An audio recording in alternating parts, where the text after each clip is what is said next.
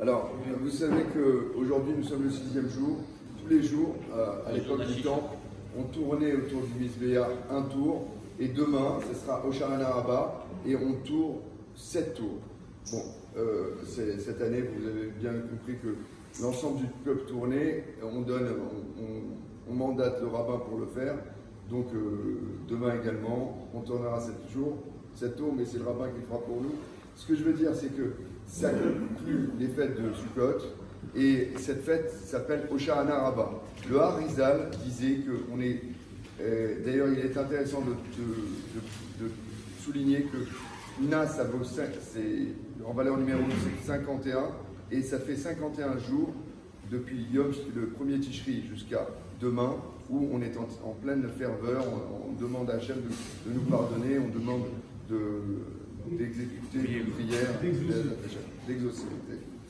Alors, l'idée c'est que le Harizal disait que pendant cette période, on est jugé 3 fois.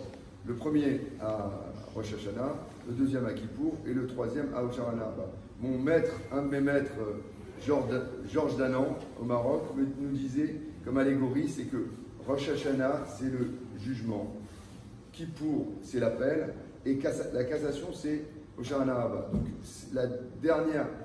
le dernier jugement, on va dire, c'est demain.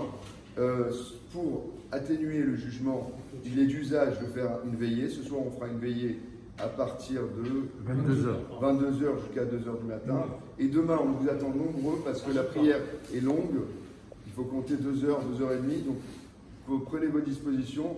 Et c'est une prière super importante parce que c'est les dernières prières des fêtes.